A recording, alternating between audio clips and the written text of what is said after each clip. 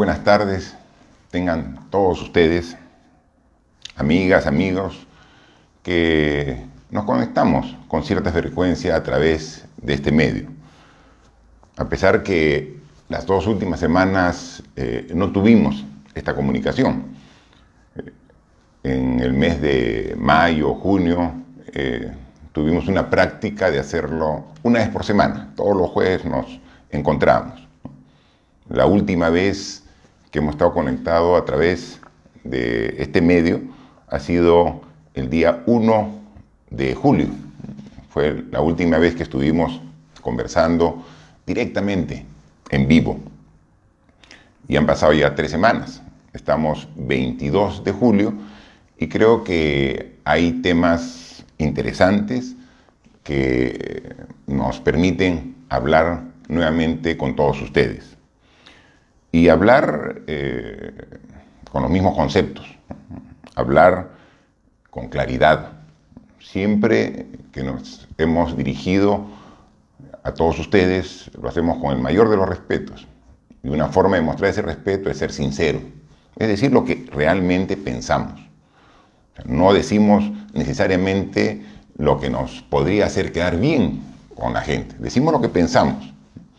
Y en una época de polarización, lo que pensamos no necesariamente agrada y satisface a todos, ¿no? Pero uno tiene que ser absolutamente consecuente con lo que piensa y siempre decir lo que piensa, sabiendo que mucha gente va a coincidir, como también algunos pueden discrepar. Pero estamos en una sociedad civilizada donde debemos, creo, como principal característica, respetarnos todos, ¿no? Respetarnos entre los que pensamos igual, pero más aún respetarnos entre los que pensamos diferente. O sea, eso es fundamental, que haya un respeto mutuo, porque esa es la base de una sociedad que unida puede conseguir el progreso. Y creo que ese tipo de reflexión es obligatorio hacerlo cuando estamos a tan solo 6 días del bicentenario. Estamos 22 de julio. En menos de una semana estaremos en la fecha del aniversario patrio, el 28 de julio del 2021. Y se cumplen 200 años en que se declaró la independencia del Perú y empezamos a vivir una etapa de vida republicana. ¿Y qué ha pasado en 200 años? Muchas cosas. Han cambiado muchas cosas. Ha llegado a través de la ciencia nuevos mecanismos para comunicarnos. ¿Qué íbamos a pensar hace 200 años comunicarnos de esta forma, por ejemplo, ¿no? O sea, la tecnología ha desarrollado muchísimo. La ciencia de igual forma.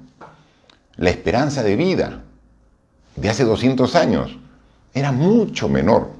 Era normal que las personas a los 50 años ya mueran de viejitos. La ciencia, la medicina ha permitido que ahora la esperanza de vida sea mayor. Con ello, si vemos fotos no solamente de Lima, sino de cualquier ciudad del Perú de hace 200 años, vemos una enorme diferencia, ¿no? Ciudades llenas de construcciones, de edificios, grandes irrigaciones, carreteras que unen ahora los pueblos de extremo norte al sur, atravesando toda la costa, toda la sierra, la marginal de la selva. Carreteras que antes eran impensables que se hagan, ya se han hecho, ¿no? Y eso ha permitido acercarnos más, comunicarnos directamente, y eso es parte de la evolución que hemos tenido en los últimos 200 años. Pero sin embargo, hay algunos temas que son muy relevantes, que permanecen exactamente igual que hace 200 años. Es decir, las grandes diferencias de carácter social, de carácter racial, de carácter de clase, se mantienen igual en 200 años. Es decir, los conceptos de fondo, o sea, los temas que realmente hemos debido trabajar, los hemos descuidado.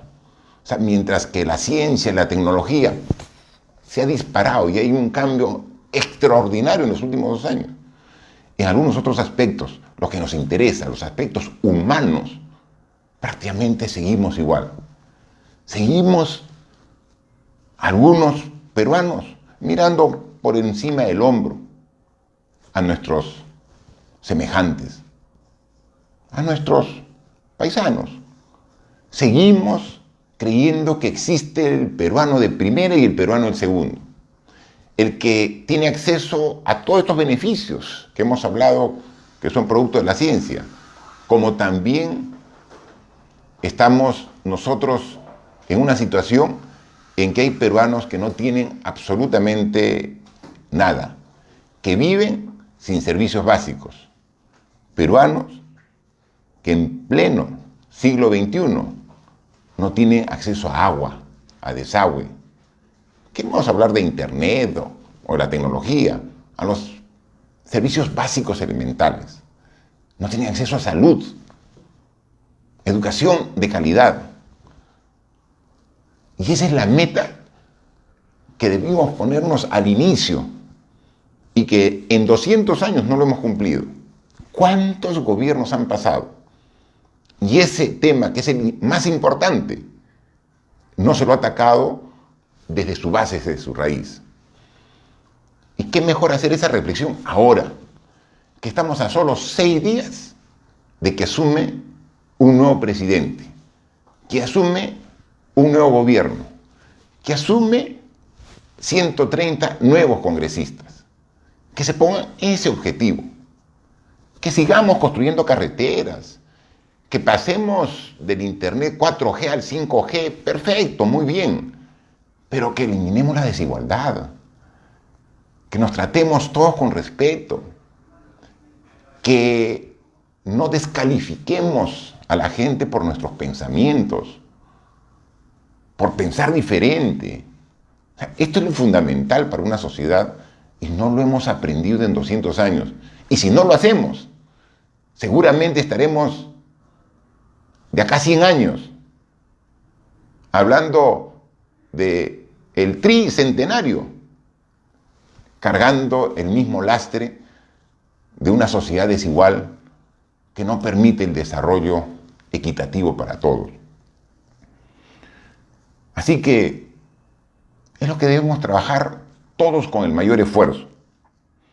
Porque esta semana, por fin, después de esperar mucho tiempo, demasiado tiempo, recién el Jurado Nacional de Elecciones proclamó al presidente del Perú, quien juramentará el cargo el 28 de julio.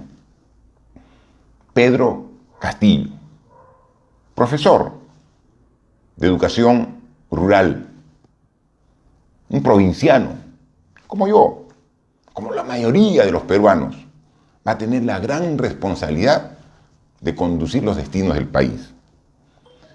Y entra en unas circunstancias muy difíciles, porque él ha ganado las elecciones por una diferencia de solo 44.000 votos. No es nada 44.000 votos. Si consideramos que quienes han ido a las urnas a votar son más de 18.856.000 votantes. Miren, han ido 18.856.000 votantes. Y de toda esa gran cantidad de peruanos y peruanas que han ido a votar, la diferencia entre Pedro Castillo y Keiko Fujimori es solo de 44.263 votos. O sea, así de chiquita la diferencia. Pero esa es la democracia. Con esa pequeña diferencia, Pedro Castillo ha ganado las elecciones. Y tenemos que respetar.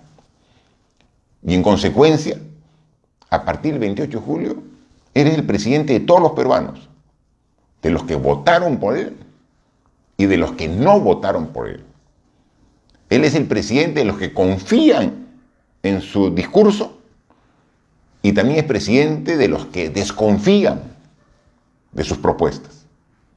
Y tiene que llevar a todos, a los que votaron y a los que no votaron por él, a una situación mejor. Y para eso todos debemos ponerle esfuerzo. La primera reflexión: ¿por qué demoró tanto su proclamación? Que lo ha dejado solo con una semana de tiempo para hacer la transferencia de gobierno. Yo he sido parte del anterior gobierno que inició el 2016, del presidente Kuczynski, y tuvimos más de un mes para la transferencia. Y un mes nos quedó corto. Ahora, ni una semana tiene. ¿Y por qué demoró? Porque la candidata que postuló con él para la segunda vuelta no se cansó de poner obstáculos para que el Jurado Nacional de Elecciones llegue a la culminación del escrutinio final. Hubo una serie de apelaciones y pedidos de nulidad que postergaban y postergaban la decisión final del Jurado Nacional de Elecciones. Ya se sabía que íbamos a llegar a esta situación, pero no era más que leguleyadas las que han hecho perder un tiempo de un mes valiosísimo para la transferencia del gobierno del presidente Sagasti al gobierno del presidente Castillo. Esperemos que todos pongan de su parte para que esto pueda hacerse de la mejor forma.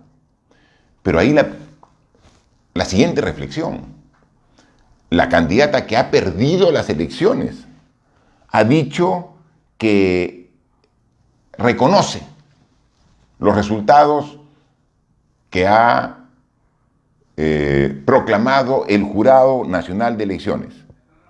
Pero sin embargo, dice que no acepta su derrota, porque le han robado votos. Dice que le han robado miles de votos y que va a seguir defendiendo la democracia en este afán de seguir tratando de generar incertidumbre, cuando ahora todos debemos trabajar sumando esfuerzos para mejorar nuestro país. No entiendo finalmente la posición de la señora Fujimori, que dice que acepta la proclamación, pero que no está de acuerdo con los resultados, que es una proclamación ilegítima. Bueno, pues, si es ilegítima, entonces ¿por qué la acepta? No sé. Ahí hay una contradicción que si solamente le hiciera daño a ella y a su partido, no habría mayor problema, pero le hace daño al país, porque necesitamos iniciar una nueva etapa. Yo he vivido y he sido parte de un gobierno con una oposición confrontacional y obstruccionista, y no saben los daños que hace eso al país. Queremos empezar 5 años repitiendo la historia de los últimos 5 años. Por favor, demos vuelta a la página y trabajemos todos buscando un futuro mejor para todos los peruanos y peruanas. Sí, fiscalizando. Eso estamos de acuerdo todos, en que haga bien las cosas el presidente Castillo. Y si comete alguna mala decisión, alguna mala acción, levantemos la voz. Por supuesto que sí, pero no con un afán confrontacional, ni siquiera juramentado el cargo. Y ya se ven algunas estrategias para tratar de vacarlo. ¿Pueden creerlo? O sea, el presidente proclamado, votado por la mayoría de los peruanos, no ha asumido el cargo. Y sin embargo ya hay algunos que están buscando la forma de sacarlo en el menor tiempo posible. Así no se hace patria. Tenemos que seguir trabajando con las diferencias que podemos tener, buscando lo mejor para el país. He escuchado las primeras declaraciones que ha dado Pedro Castillo cuando fue proclamado, y él ha manifestado que va a ser un gobierno para todos, que va a respetar a todos, que va a buscar que todo el que quiera colaborar con el gobierno, siempre y cuando lo haga honestamente, va a tener las puertas abiertas. Es decir, un gobierno de ancha base. Esperemos que en las decisiones que tome se refleje su discurso. Por ejemplo, en la selección de los ministros, que sean personas competentes, comprometidas con el país, que conozcan la responsabilidad que van a asumir, que no sea solamente un premio de carácter político. Un ministro está a cargo de un sector que debe desarrollarlo y debe mejorarlo. Y entonces debe conocer, debe tener experiencia. De ahí vamos a ver en la conformación del gabinete si lo que ha manifestado como voluntad se traduce en hechos. Y estaremos todos atentos a que eso ocurra. Y obviamente, ¿por dónde tiene que empezar su gobierno? Por continuar luchando contra la pandemia. Pandemia que la venimos sufriendo en el Perú y en el mundo hace año y medio, pero que no se ha ido, que sigue en nuestro país, que generó el año pasado, entre junio y julio, una ola, la primera ola de infectados y de víctimas, que luego, en el mes de octubre, noviembre, atenuó y bajó, y que iniciando este año, en enero, febrero, marzo, nuevamente la segunda ola superó a la primera ola. Entonces podemos confiarnos de ninguna manera, ni los peruanos, ni el próximo gobierno en que la pandemia ya pasó. No, el COVID sigue entre nosotros. Hay que seguir vacunando a la población y tenemos que seguir cuidando. Es primera prioridad para el próximo gobierno. Luego, lograr que nuestra economía se siga expandiendo, siga mejorando, se siga fortaleciendo, porque de la economía depende la chamba para los peruanos. Si la economía languidece, si la economía está en declive, se refleja en menos oportunidades laborales. O sea, no es que queremos solamente que el dólar se estabilice, y eso se va a lograr en la medida que haya confianza en la población. Por supuesto, queremos que el dólar regrese a sus niveles previos a esta etapa de incertidumbre, porque sube el dólar, sube todo. Y además, la confianza genera la inversión, y la inversión genera los puestos de trabajo. Entonces, atender la pandemia y todos sus efectos en el aspecto de salud, pero atender la economía, una economía sana, próspera, que genere chamba para los peruanos. Otro tema fundamental es no descuidarnos de la corrupción. Es el virus que lo tenemos mucho antes del COVID. El virus de la corrupción está latente, y desde el inicio el presidente Castillo y su gabinete tiene que marcar bien claro su posición frente a la corrupción. Es fundamental. Y el reto quizás más importante, porque todos esos son de coyuntura, lo que hemos hablado al inicio, trabajar para disminuir la desigualdad que existe entre los peruanos, para que el Perú del bicentenario tenga claro que todos los peruanos y peruanas somos iguales, y que su gobierno y su sociedad va a hacer el máximo esfuerzo para que todos mejoren. Entonces el principal reto del próximo gobierno y de los subsiguientes, porque no es tarea de solo un gobierno, es disminuir la gran desigualdad que la mantenemos en los 200 años de vida republicana. Y para eso, dejar racismos de lado, dejar clasismo, dejar las diferencias por el color de la piel, porque pensamos diferente. Es fundamental ello. Pero no solamente depende de un buen gobierno el bienestar de los peruanos, depende también de un buen Congreso. Y mañana juramentan los 130 nuevos congresistas. El mayor de los éxitos a todos ustedes, congresistas, que mañana juramentan. Yo debería estar ahí. El 9 de abril, en las elecciones en primera vuelta, yo participé. Y fue el pueblo, a través de su voto, el que me dio el honor de ser el congresista más votado de todo el Perú. El candidato que tuvo la mayor cantidad de votos. Más de 200.000 peruanos. Aquí, solo en Lima, me dieron la gran responsabilidad para que los represente en el Congreso. Sin embargo, este Congreso, que ya terminó funciones, que ya se está yendo a su casa, ilegal e inconstitucionalmente, me inhabilitó para ejercer el cargo.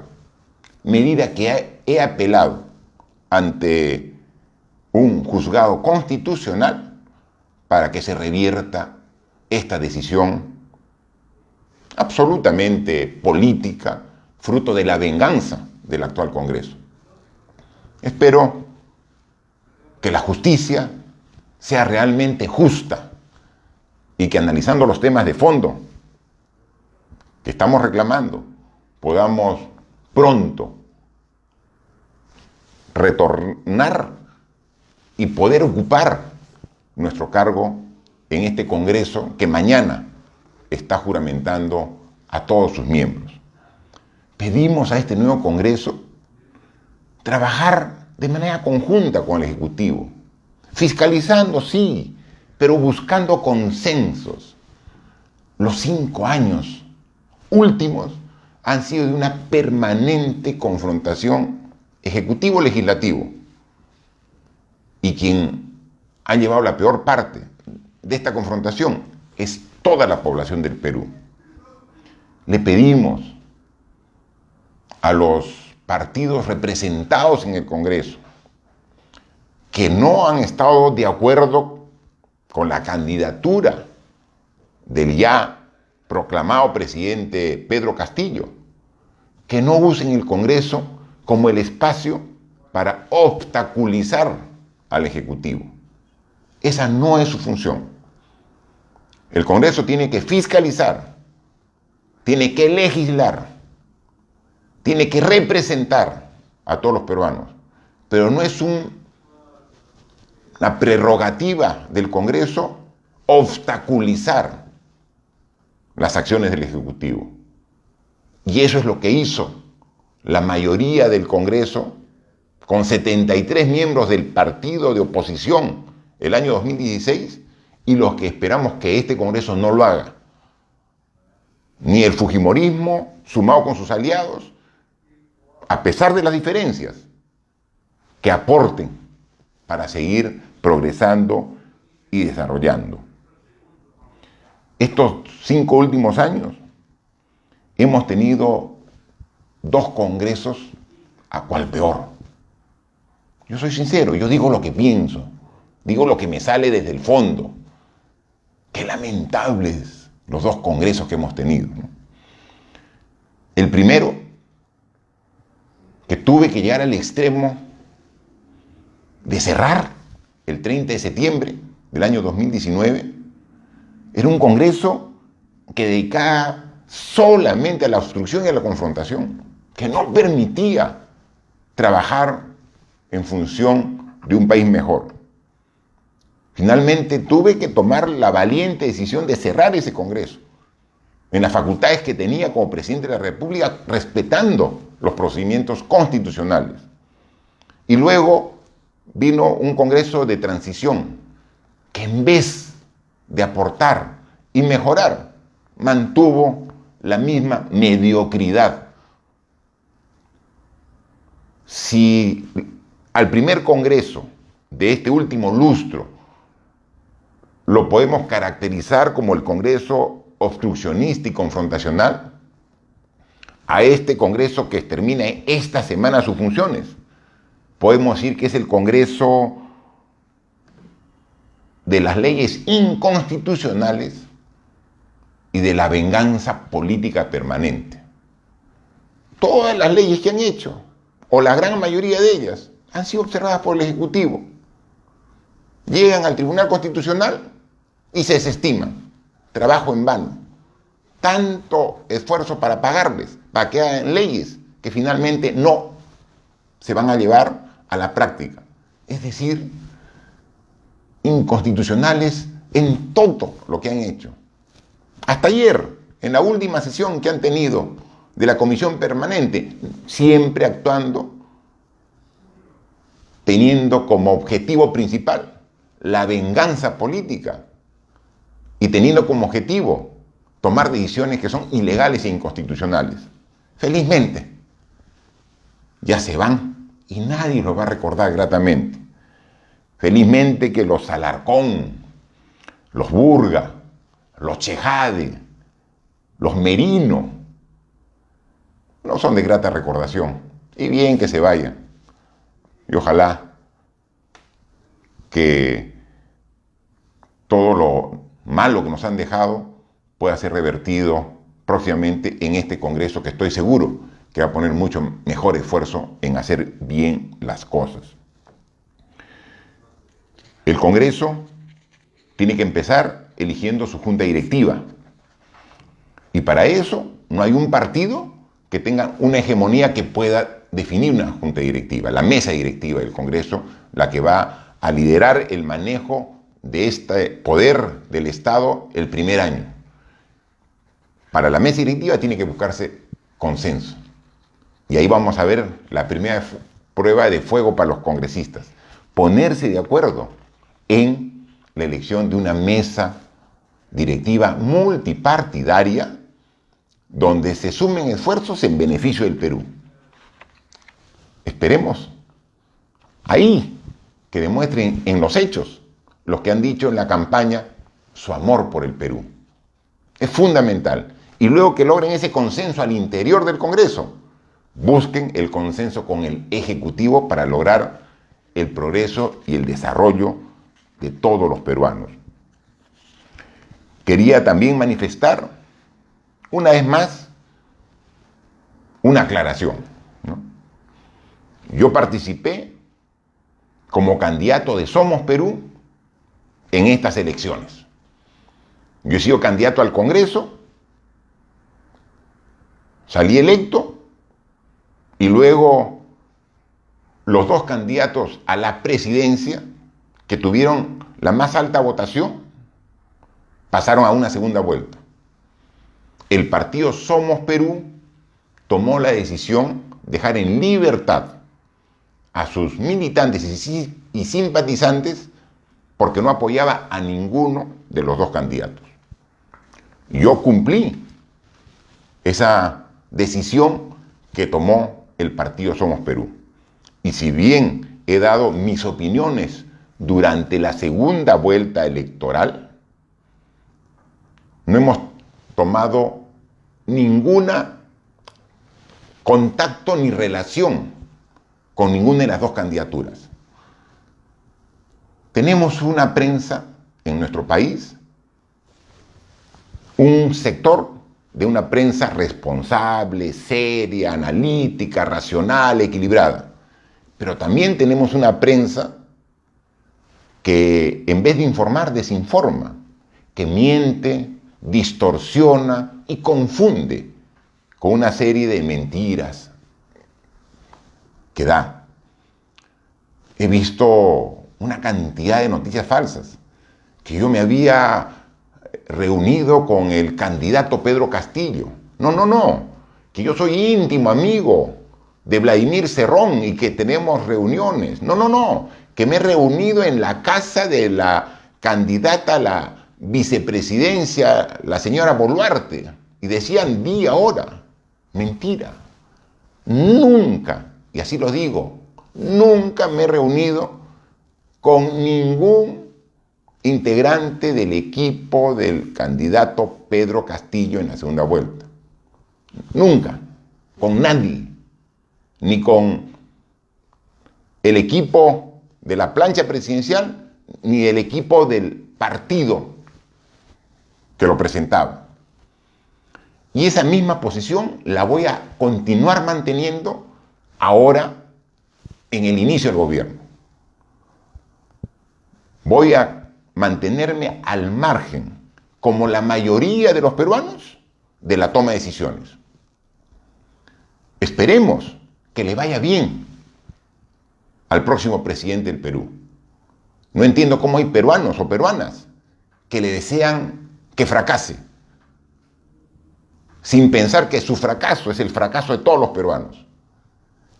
Le deseo que vaya lo mejor, pero le digo a él, y lo digo públicamente, yo no seré parte ni directa ni indirectamente en el gobierno del presidente Pedro Castillo. Me mantendré absolutamente al margen. Y lo digo porque quizás algunas personas se dejan convencer por esas noticias falsas. Y a mi correo, me llega a mi teléfono. No se imaginan la cantidad de currículum, de CVs, diciéndome: Martín, ingeniero, amigo, por favor, colócame en el próximo gobierno. Yo no tengo nada que ver, ni en la candidatura ni en el próximo gobierno. Y lo digo claramente, como siempre digo las cosas, me voy a mantener completamente al margen. El mejor y el mayor de los éxitos. Pero yo estaré mirando y aportando como todo ciudadano, con mi trabajo diario, permanente, a que el país mejore, pero no como parte integrante del nuevo gobierno. Y por eso también yo creo que en esta etapa lo más conveniente, y más aún en mi condición de expresidente del Perú, es mantener una prudente etapa de silencio. Es decir, darle los mejores deseos al nuevo gobierno, pero darle un tiempo adecuado para que tome las decisiones que crea más conveniente y mantener, por mi parte, un prudente silencio. Porque a veces incluso comentarios, hasta bien intencionados, pueden distorsionarse y tomarse a mal. Yo quiero que le vaya bien al gobierno. Y por eso mantendré un prudente silencio por un determinado tiempo. Por ello, les comunico a todos que este tipo de conversaciones que le hemos tenido frecuentes y que siempre nos ha permitido estar conectados, la vamos a suspender por un tiempo, ¿no? Vamos a suspenderla por un tiempo. Vamos a mantenernos un poco al margen de dar opiniones políticas. No mantenernos al margen de la política porque todos los peruanos, todos los seres humanos somos seres políticos. Pero no vamos a dar nuestras opiniones y nos dedicaremos en los días sucesivos a otro tipo de actividades. Al desarrollo de mis actividades personales, familiares, a mis actividades familiares y a mis actividades profesionales de ingeniero. Esto será en una etapa mientras que espero con paciencia, pero no mucha, que el Poder Judicial vea el tema de fondo de mi acción de amparo, se pronuncie, sentencie y me permita ocupar el cargo que democráticamente los peruanos y peruanas me han dado como congresista de este periodo. Mientras que eso ocurra, me mantendré al margen, suspenderemos temporalmente este tipo de comunicaciones. No es un adiós, eso es solamente un hasta pronto, para que el nuevo gobierno y el nuevo Congreso empiece con fuerza, con energía, con ganas de hacer bien las cosas. Y nosotros, dándoles todas nuestras vibras positivas para que logren ese objetivo.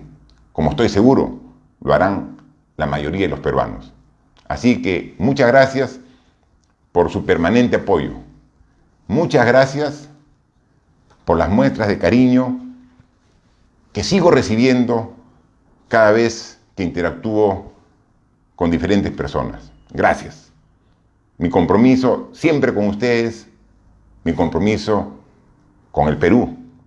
Y estoy seguro que pronto, sin una fecha definida, nos volveremos a encontrar. Muchas gracias y que les vaya a todos muy bien. Buenas tardes.